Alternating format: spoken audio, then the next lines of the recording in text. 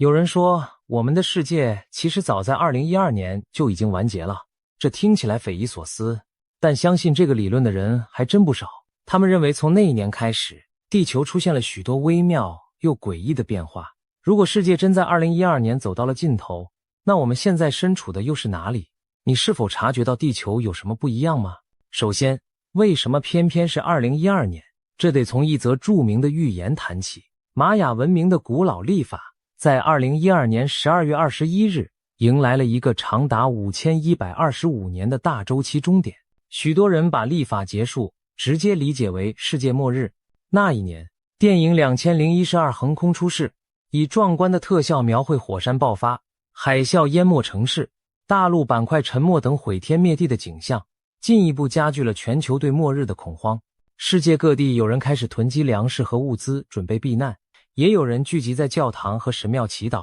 静待末日时刻的降临。然而，当2012年12月21日真的到来时，什么剧烈灾变也没有发生。太阳依旧东升西落，人们该上班的上班，该上学的上学，生活如常继续。最终，什么毁灭性小行星撞击地球、地轴翻转、超级火山同时爆发之类的灾难都没有出现。许多人这才松了一口气，笑称这不过又是一场杞人忧天的闹剧。事实上，在玛雅人的观念里，旧的周期结束意味着新的周期开启，更像是一种文明与精神的转换，而不是整个宇宙的崩毁。就这样，2012末日预言的风波似乎平安落幕，人类欣然跨入2013年。然而，故事并没有就此结束。随着时间推移，一种离奇的说法在网络社群中悄然兴起，世界末日其实发生了，只不过我们没有意识到。根据这种理论，2012年世界并非毫无变化，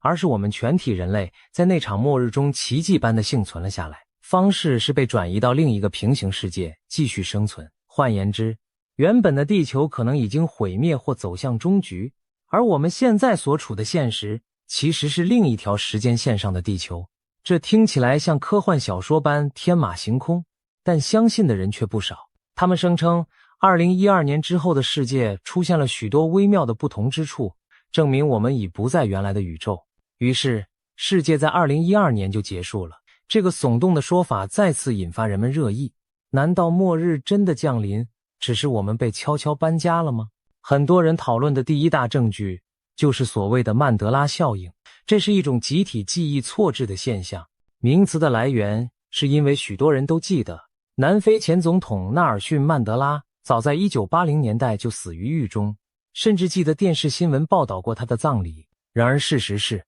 曼德拉直到2013年才以高龄病逝在家中。他的追悼仪式举行时，全球各大媒体都有现场直播，很多人这才惊讶地意识到，咦，他不是几十年前就去世了吗？曼德拉效应由此得名。类似的集体错误记忆还有许多。举例来说，不少卡通迷坚信皮卡丘的尾巴末端曾经有一撮黑色花纹，可是现在翻看任何官方图像，皮卡丘的尾巴都是全黄的，根本没有黑色尾尖。又比如，许多人印象中童话《白雪公主》里那句经典台词是魔镜啊魔镜，谁是世界上最美的人？ Mirror, mirror on the wall。但事实上，迪士尼电影的原台词竟是魔法镜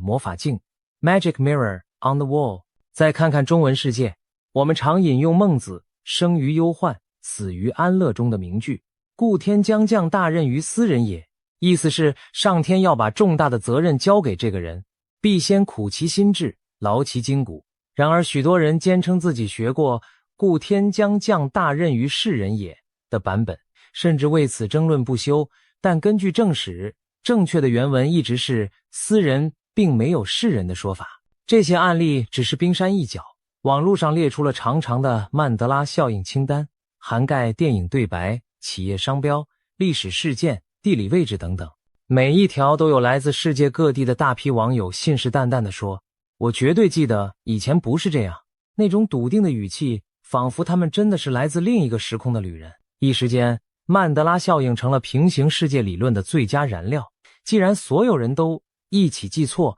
某些特定细节，或许那根本不是记错，而是大家都曾经在另一条现实中经历过，只是现在这个宇宙的情况和我们原先所在的宇宙略有不同罢了。对相信世界已经在2012年结束这种理论的人而言，曼德拉效应提供了诱人的佐证。他们相信这些看似错误的共同记忆其实是真实发生过的，只不过发生在我们原本的宇宙中。2012年的某个契机把我们从那个宇宙拯救出来，传送到了另一个极为相似的宇宙，继续活下去。这个新宇宙中历史几乎一模一样，但存在一些细节差异，所以我们才会惊讶地发现许多地方跟记忆中不一样。比如，也许在原本的地球上，皮卡丘尾巴末端真的有黑纹，白雪公主里王后真的说过 Mirror, mirror on the wall， 而曼德拉的确早早去世，只是来到这个平行世界后，这些事物变了样，留给我们一种时空错位的荒诞感。那么，如果我们真的集体跳槽到了另一条世界线，背后会是什么原因呢？一些阴谋论者把矛头指向了欧洲核子研究组织 CERN 在2012年进行的一项划时代科学实验。就在末日预言闹得沸沸扬扬的2012年， CERN 的科学家们在瑞士日内瓦利用大型强子对撞机成功探测到了传说中的希格斯玻色子，也就是俗称的上帝粒子。这一发现于2012年7月公布，轰动了整个科学界。然而，阴谋论者却怀疑，正是这个撞击实验打开了某个潘朵拉的盒子。在追寻上帝粒子的过程中，人类可能意外触发了宇宙的隐藏机制。一些人揣测，当时对撞机内部产生的高能环境或许撕开了时空的裂缝，甚至造出了微型黑洞。毕竟粒子对撞机是在极端条件下操作，我们对如此高能量密度的状态知之甚少。有人说，CERN 的科学家们在不知情的情况下，把我们整个地球撞出了原本的宇宙坐标，把全人类送进了一个平行宇宙避难。更耸动的说法是， CERN 其实早就发现出了意外，只是不敢公布。有流言声称，几年后 CERN 的内部人员曾私下承认，他们在2012年的实验中不小心让地球整颗行星移到了另一个维度，因此我们现在所处的是替代现实，甚至我们其实都已经死了，只是还在另一个现实中感觉良好。当然，这听起来极其荒诞，而且这条所谓的科学家承认搞砸世界新闻后来被证实只是恶搞的假消息，但它在社群媒体上广泛传播，无疑为2012末日阴谋论平添了神秘色彩。除了大胆的推测，阴谋论者还从 CERN 本身找所谓蛛丝马迹。例如，他们发现 CERN 美国分部的工作人员曾在2014年录制过一支轻松欢乐的 Happy 舞曲宣传影片。影片中，一名科学家跳舞时，胸前挂着的识别证上赫然写着 Mandela 这个单词，另一名人员的牌子上则写着 Bond 1。这可把阴谋论圈炸开了锅。有人认为 Mandela 是在暗示曼德拉效应，而 Bond 1可能是隐喻某个神秘计划的代号。他们坚信这些看似随机的小细节其实是研究人员故意透露给大众的暗号，证明 CERN 知道我们所处的世界线出了问题。此外， CERN 总部大楼外竖立着印度教的湿婆神雕像，湿婆是掌管毁灭与再生的神祇，而 CERN 官方 logo 的设计也被人挑刺地说隐藏着666的字样，其实只是几个圆环轨道的交叠。这些都被末日论者解读为 CERN 象征着某种扮演上帝的狂妄与危险，他们最终把我们的世界搞碎了。坦白说，把几个零散的符号和高度理论化的物理实验串联成宇宙毁灭剧本，听上去是蛮跳跃的思维。但为了让平行宇宙转移的说法更有底气，支持者也常常搬出一些现代科学概念来壮声势，多重宇宙理论就是其中之一。根据量子力学的多世界诠释，我们的宇宙并非独一无二，而是和无数其他平行宇宙一同存在着。每当一个量子事件发生，宇宙便可能分裂出不同的分支，而我们只经验其中一条时间线。如果真是如此，那平行世界的存在倒有理论基础可循。问题在于，人类能不能从一个宇宙跑到另一个？一般而言，这被认为几乎不可能，不同世界线之间彼此隔绝，河水不犯井水。但假如2012年的 CERN 实验产生了前所未见的极端情况，导致空间结构发生扭曲，也许真有那么一瞬间打破了次元壁，让我们的世界跳槽到了另一个分支上。当然，以上纯属大胆假想，并没有实验证据支持。然而在阴谋论者看来，没有证据刚好证明了官方在隐瞒真相这种诡辩，倒也令人哭笑不得。除了平行宇宙，也有人提出所谓量子不朽理论，来解释我们为何还在这里。量子不朽指的是一种理论上的可能，由于量子世界中存在无数可能的平行结果，或许一个人永远无法体验自己的死亡，因为每当你在某个宇宙中不幸死亡，你的意识可能会沿着另一条你没死的世界线继续下去。因此，从个人主观来看，你仿佛是不会死去的。听起来很玄吧？但有少部分人相信，人类在2012年集体经历了这么一次量子不朽事件。也许在原来的时间线上，我们的世界确实遭遇了毁灭性的灾难，比如前面推测的微型黑洞吞噬、真空崩毁之类。按道理，全人类都应当灭亡，但由于量子不朽效应，我们的意识全部转移到了那个灾难未曾发生的平行宇宙。于是，对我们而言，末日仿佛从未来到我们毫发无伤地度过了2012年，但其实可能是死里逃生了一回，只不过没有人察觉。除了科幻般的量子理论，一些新时代思想也将2012年看作人类精神历程的大转折。美国思想家泰伦斯·麦肯纳曾提出过一个著名的预测模型，称为时间波零点理论。他研究各种历史事件的模式，提出人类文明的新奇度会不断增加，并在2012年达到无限大。也就是说，新奇事物爆炸式涌现，传统秩序完全崩解。一旦越过那个零点，人类将进入一个全新的未知阶段。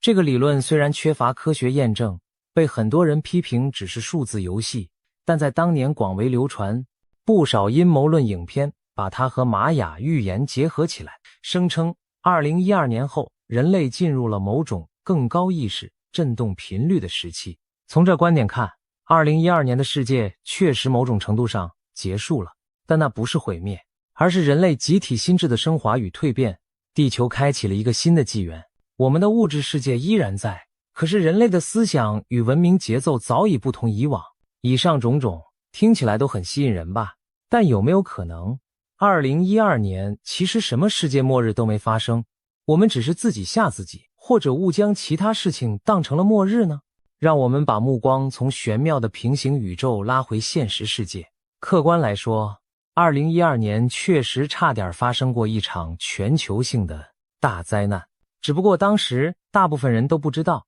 甚至直到灾难错过2年后，科学家才披露内情。原来，在2012年7月下旬，太阳上出现了一次极其猛烈的超级太阳风暴，一团巨大的日冕物质抛射，简称 CME， 从太阳爆发出来，以惊人的速度朝地球轨道方向席卷而来。据事后研究，这场风暴的强度可媲美人类记录中最剧烈的太阳风暴1859年的卡林顿事件。卡林顿事件曾在当年引发全球电报线路短路起火，极光在热带地区肉眼可见，对当时的维多利亚时代社会造成了巨大冲击。而2012年的这次超级风暴，如果正面击中现代地球，其后果只会更加严重。强大的电磁脉冲会让电网瘫痪，卫星和无线通信设备报废，全球大停电将只是开端。我们赖以为生的一切科技系统都将崩溃，甚至连自来水供应和金融体系都可能无法运转。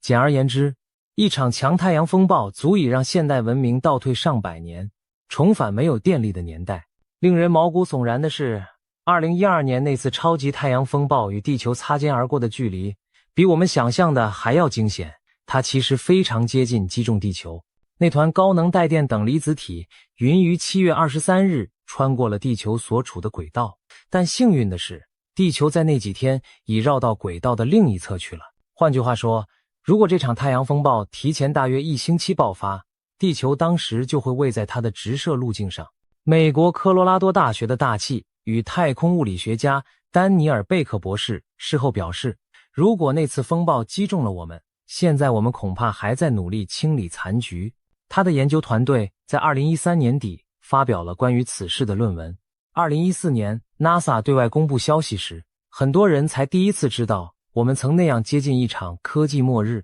这起事件让人不寒而栗，毕竟它没有发生在玛雅预言指定的12月，而是提前在7月。但几乎没有人意识到，当时世界就在鬼门关前转了一圈。也许在某个平行时空中，这场太阳风暴毫无偏差地命中了地球，导致了那个世界的彻底瘫痪。而我们所经历的2012年则毫发无伤，仿佛上天开了个善意的玩笑。除了这场未遂的天文灾难外，一些人还注意到2012年之后的世界局势也充满戏剧性和反转，仿佛进入了一条奇异剧情满满的时间线。他们半开玩笑地列举了几件近年来令人跌破眼镜的事件。如果在2012年，你跟当时的人说，再过几年，美国会选出一位以娱乐性和出人意料著称的地产大亨当总统，英国会全民公投决定退出欧洲联盟，2020年一种新型病毒将引发全球大流行，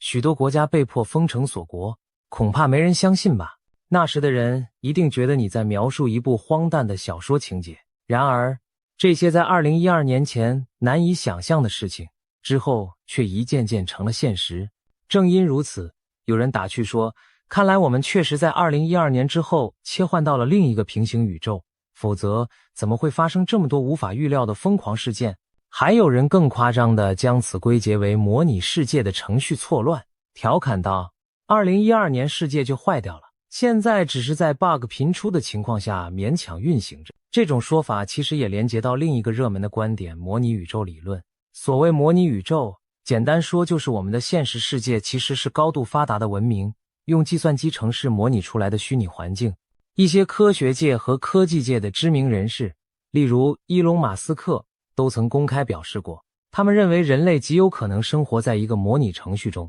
如果这是真的，那么2012年世界末日或许只是这个程序的一次重大更新或重启。一旦整个系统重新启动，某些数据难免发生偏差，于是导致我们现实中出现了各种难以解释的异常现象。比如前述的曼德拉效应，可被看作是资料库同步时的小小失误，又或者社会巨变和反常事件频发，是因为新版本的剧本内容更加天马行空。有人甚至将这种猜想形象化为一则玩笑，他们说我们其实已经玩通关了现实世界这款游戏，但游戏设计者不愿结束，就偷偷修改程式码，强行让游戏在剧终后继续运行下去，只是难免出现了一些漏洞和怪现象。我们所经历的种种不可思议事件，或许正是模拟世界的 bug。 这当然是幽默的说法，但细想之下，也呼应了很多人对当今世界种种违和感的观察。聊了这么多平行宇宙与时空转移的猜想，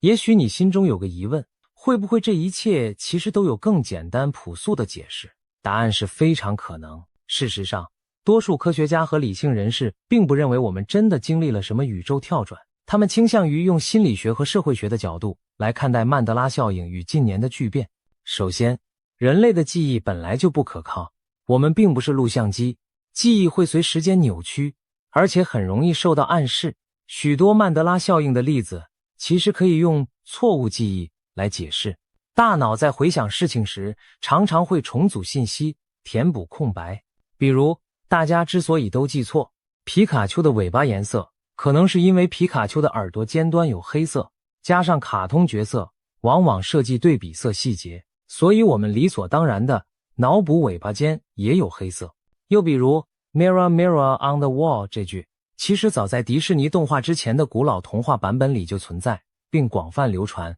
因此大家更熟悉这个说法。一不留神就在记忆中把电影台词也替换成了更耳熟能详的版本。至于孟子那句斯人也，许多人之所以记成是人也，可能是由于字形相近造成的早期传抄错误，再加上天将降大任于世人，听起来也说得通，于是误传开来。当网际网路将不同地区的人连接起来，这些零散的错误记忆突然有了交流对比的机会，大家发现你也这么记得，真巧，我也是。于是彼此强化了信念，觉得不可能这么多人同时记错，一定是现实出了问题。其实不是现实有异，而是我们每个人的大脑偏误都很相似。再看看2012年后的世界巨变，其实也在意料之中。历史从来充满黑天鹅事件和各种意外，回顾任何一段10年的时间，都会发现很多出乎意料的事。只是资讯时代让这些变化变得更加戏剧化、